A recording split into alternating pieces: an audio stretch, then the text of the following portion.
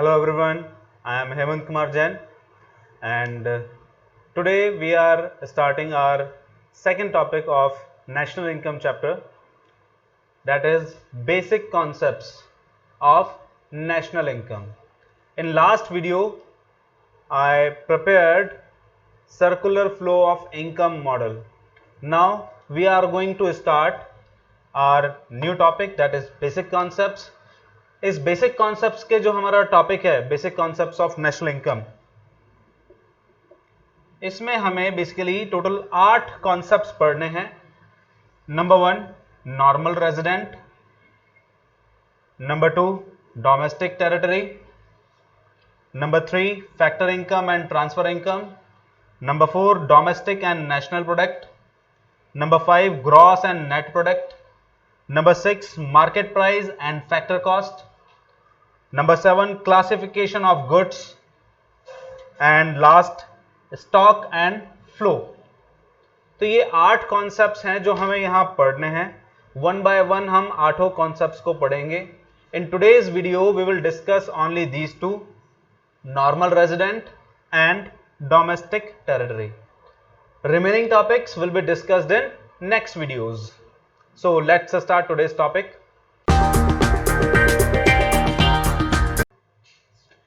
सो आज का हमारा फर्स्ट टॉपिक है नॉर्मल रेजिडेंट.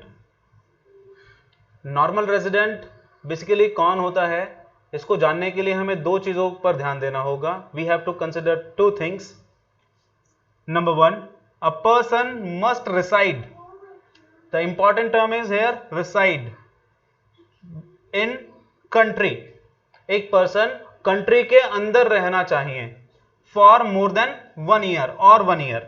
1 साल या 1 साल से ज्यादा के लिए व्यक्ति कंट्री के अंदर रहना चाहिए. एंड दूसरा, his economic interest. Economic interest means, economic interest का मतलब होता है कि वो व्यक्ति कहां पर अपनी इकोनॉमिक एक्टिविटीज परफॉर्म कर रहा है. Consumption, saving, investment, production, all these activities must be performed by a person within domestic territory. So जो व्यक्ति 1 साल से ज्यादा के लिए किसी भी कंट्री में रहता है और अपनी इकोनॉमिक एक्टिविटीज वहां पर परफॉर्म करता है, वो व्यक्ति उस कंट्री का नॉर्मल रेजिडेंट कहलाता है. यहां पर मैं एक छोटी सी चीज और ऐड करना चाहूंगा कि जो हमारा ये कॉन्सेप्ट है नॉर्मल रेजिडेंट का, ये एक इकोनॉमिक कॉन्सेप्ट है, जबकि यहां जो सिटीजनशिप होती है हमारी, citizenship is a legal concept. Citizenship जो होती है वो या तो बर्थ या मैरिज के बेसिस पे मिलती है, लेकिन यहां जब हम नॉर्मल रेजिडेंट की बात कर रहे हैं then it is an economic concept, और ये मिलता है on the basis of where economic activities are performed. तो जो भी व्यक्ति 1 साल से ज्यादा किसी कंट्री में रहेगा और इकोनॉमिक एक्टिविटीज परफॉर्म करेगा, वो व्यक्ति वहां का नॉर्मल रेजिडेंट कहलाएगा, भले ही वो वहां का सिटीजन ना हो. तो नॉर्मल रेजिडेंट होता क्या है, इसको समझने के लिए हम यहां पर कुछ एग्जांपल्स दे रहे हैं. हमने यहां 4 लोग लिए हैं, पर्सन 1, पर्सन 2, पर्सन 3, पर्सन 4. ये जो पर्सन 1 है, ये पर्सन 1 एक इंडियन सिटीजन है जो कि लंदन में जॉब कर रहा है और 10 महीने के लिए वहां पर यह जॉब करता है. ठीक है, यह व्यक्ति भारत का नॉर्मल रेजिडेंट कहलाएगा. क्यों कहलाएगा? बिकॉज 1 साल होने से पहले पहले यह वापस इंडिया आ जाएगा, तो इसने जितना भी अर्न किया है that will be included in our domestic income. Person 2, यह भी एक इंडियन व्यक्ति है, भारतीय नागरिक है, जो कि लंदन में काम कर रहा है, लेकिन 2 साल के लिए, for how much time, 2 years, 2 साल के लिए वहां पर काम कर रहा है. यह व्यक्ति अब भारत का नॉर्मल रेजिडेंट नहीं कहलाएगा. क्यों नहीं कहलाएगा? बिकॉज 1 साल से ज्यादा समय के लिए विदेश में काम कर रहा है, डोमेस्टिक टेरिटरी से बाहर काम कर रहा है. पर्सन 3, ये एक फॉरेनर है, कोई भी हो सकता है, चाइनीज हो सकता है, रशियन हो सकता है, जापानीज हो सकता है, ब्रिटिश हो सकता है, जो कि दिल्ली में जॉब करता है, लेकिन 6 महीने के लिए इसने जॉब करी, 6 महीने तक यहां पर काम किया और पैसा कमा के अपनी कंट्री में ले गया. Then this person is not considered as normal resident of India. Why? Because एक साल होने से पहले पहले यह व्यक्ति भारत से वापस चला गया, एक साल से कम समय के लिए इंडिया में रह रहा है। ये चौथा व्यक्ति जो है ये भी एक फॉरेनर है, ये भी किसी भी कंट्री का हो सकता है, कोई अमेरिकन हो सकता है, कोई ऑस्ट्रेलियन हो सकता है। ये व्यक्ति दिल्ली में काम कर रहा है और 3 साल के लिए काम कर रहा है सपोज कीजिए, तो ये व्यक्ति भारत का नॉर्मल रेजिडेंट कहलाएगा। क्यों कहलाएगा? बिकॉज इसने 1 साल से ज्यादा कंट्री में रहकर इकोनॉमिक एक्टिविटी परफॉर्म की है। सो किन किन को नॉर्मल रेजिडेंट माना जाएगा? Who are considered as normal resident? तो पहली बात तो जो भी व्यक्ति भारत में 1 साल से ज्यादा के लिए रुकेगा उसे इंडिया का नॉर्मल रेजिडेंट मानेंगे। ठीक है, यहां पर कुछ एक्सेप्शंस है जिसके बारे में अभी हम बात करेंगे।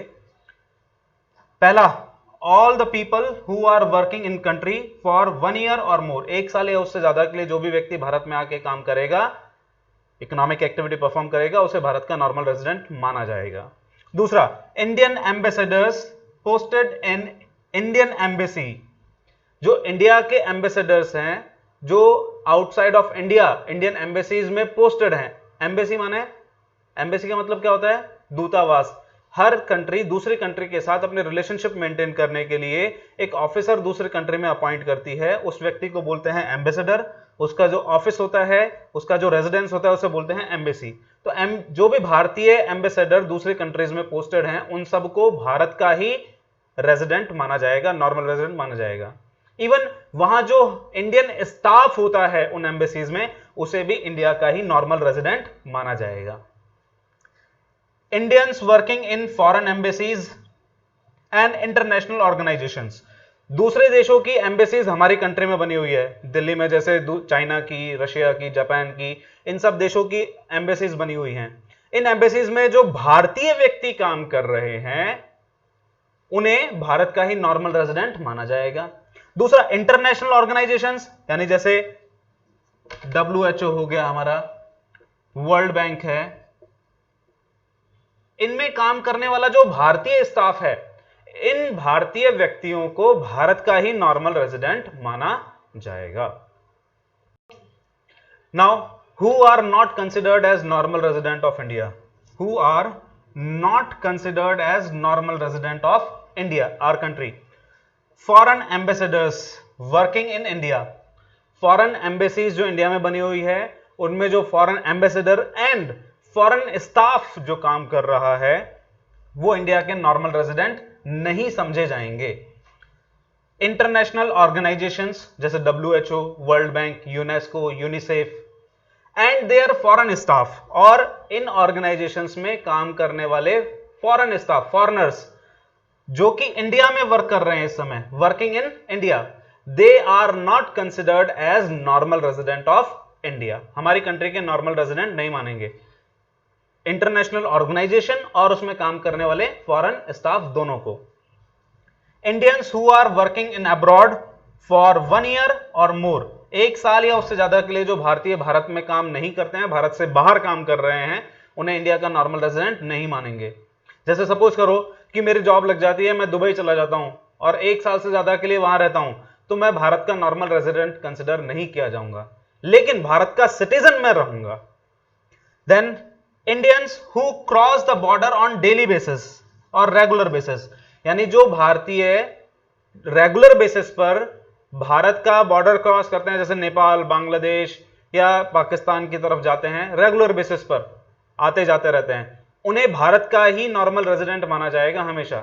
लेकिन अगर कोई नेपाली व्यक्ति है, इंडिया आ रहा है, इंडिया आके काम करता है, सुबह और शाम को चला जाता है, कोई बांग्लादेशी आता है, काम करता है और चला जाता है, उन्हें भारत का नॉर्मल रेजिडेंट कभी भी नहीं माना जाएगा।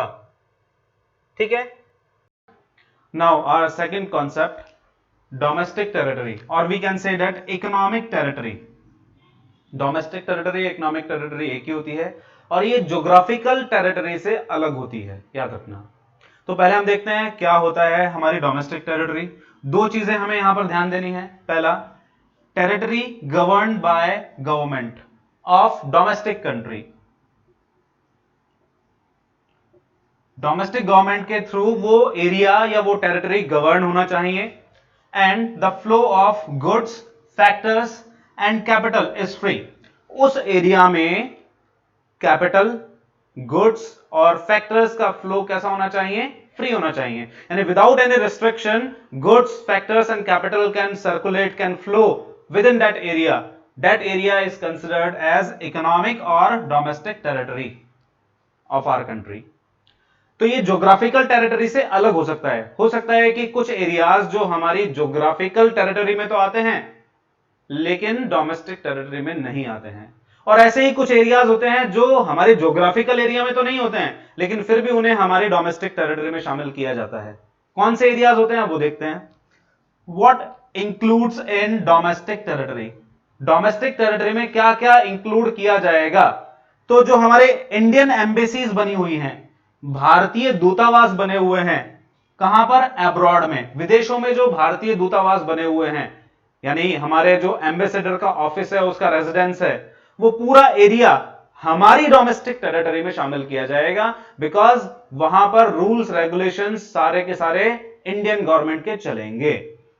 दूसरा, military establishments of India. Bharat के मिलिट्री एस्टेब्लिशमेंट्स जो कहां पर हैं? अदर कंट्रीज में, दूसरी कंट्रीज में बने हुए हैं. भारत के मिलिट्री एस्टेब्लिशमेंट जो कहां बने हुए हैं? अदर कंट्रीज में बने हुए हैं. इन मिलिट्री एस्टेब्लिशमेंट्स को इंडिया की डोमेस्टिक टेरिटरी में शामिल किया जाएगा.